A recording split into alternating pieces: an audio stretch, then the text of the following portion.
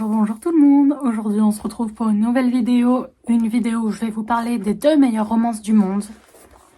Les miennes. Oui, c'est de l'humour. Sérieusement, j'ai envie de vous parler des semblances et différences entre mes 2 romans. Le premier, Mon plus grand amour, et le deuxième, La femme toujours de rouge vêtue. Ce sont tous les deux des romans courts. Une romance entre un homme 6 et une femme 6. Donc quand je dis qu'ils sont courts, c'est qu'ils font moins de 200 pages. Et sont très rapides à lire. Love Interest, sachant qu'il y en a plusieurs, dans celui-là et celui qui est dans celui-là, sont tous des méga green flags. En tout cas, selon moi, n'hésitez pas à me dire, pour ceux qui ont lu, si vous pensez que ce sont des green flags ou non. C'est tous les deux écrits en 2024, lui en période septembre-octobre, lui en période novembre-décembre.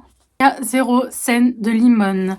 Dans celui-là, 0, même sous-entendu. Et là, il y a quelques petits sous-entendus, mais pas de scène non plus. Donc, c'est vraiment tout public. Vous trouverez dans La femme toujours de rouge vêtue une playlist. Et dans Mon plus grand amour, plusieurs playlists. Les premiers points communs, ce sont que c'est des romans complètement doudous. C'est des livres qui sont là pour vous faire une espèce de câlin, pas rajouter de la mauvaise ambiance, une mauvaise énergie à votre journée. C'est vraiment comme retrouver une série ou un film confort. En tout cas, c'est le but quand je l'ai écrit et c'est ce que j'ai ressenti en l'écrivant. En les écrivant. Bien sûr, dernier point commun ici, ils sont tous les deux en vente sur Amazon. Passons maintenant aux différences. Mon plus grand amour est mon premier roman. Il parle de fibromyalgie à travers le personnage principal. Du moins, un des personnages principaux. Il a plus une vibe fall, genre automne-corps, etc. Il y a de l'amitié qui est présente. Il parle de la famille, de la monoparentalité, thème du parent absent et du thème de la grossesse en adolescence. Ça a été un plaisir de l'écrire, j'ai vraiment passé un super moment. Il y a quelques coquilles dans l'édition, j'en suis désolée. Ça va clairement pas être le cas pour le troisième parce que je vais avoir mon premier bêta lecteur.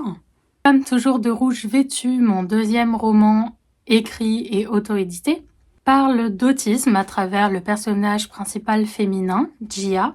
Une esthétique beaucoup plus tournée autour de Noël, donc là on est plus sur de l'hiver, même si ça se déroule pas qu'en hiver et pas qu'à Noël. L'édition est beaucoup plus réfléchie, je vais vous montrer un exemple. Lise par exemple, je l'ai changée, c'est pas celle d'origine.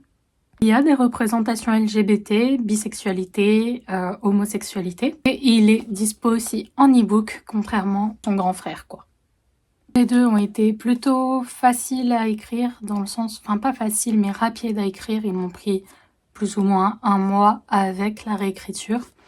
Ils ont tous les deux beaucoup plu à ma mère parce que c'est ma première lectrice. Au niveau du format, Mon plus grand amour est un peu plus grand que La femme toujours de rouge vêtue, même si à la base j'avais demandé, du moins j'avais essayé, de faire du A5 pour les deux, bah c'en est pas. Je sais pas ce qui s'est passé, pourtant j'ai pris les mesures, mais bon. Ça rentre quand même dans ma bibliothèque, c'est ça le principal. Là, c'est déjà la fin de cette vidéo qui était très rapide et qui était juste par plaisir de vous parler de mes livres et qui vous donneront peut-être envie de les découvrir, qui sait. Je vais pas cacher que évidemment c'est un peu une façon de faire ma pub, hein, on va pas se mytho. En ce moment, concernant mon troisième roman qui se passe à Quiberon, là en fait je suis sur mon mois de pause entre le premier jet et la première réécriture. Parce que sur les 2 premiers, je me suis rendu compte qu'au final, je voyais pas les premières coquilles. Et donc là, pour le troisième, il va y avoir beaucoup plus de contrôle. Je mets déjà 1 mois pour pouvoir prendre de l'espace entre le premier jet et la réécriture. Comme ça va me permettre de beaucoup plus détecter mes coquilles. Voilà, comme si c'était un texte presque inconnu.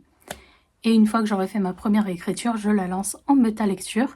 Comme ça, j'aurai un œil extérieur. J'ai pas pu le faire pour les 2 premiers. Je suis ravie que ça soit le cas pour la troisième. Là-dessus, prenez soin de vous et à la semaine prochaine.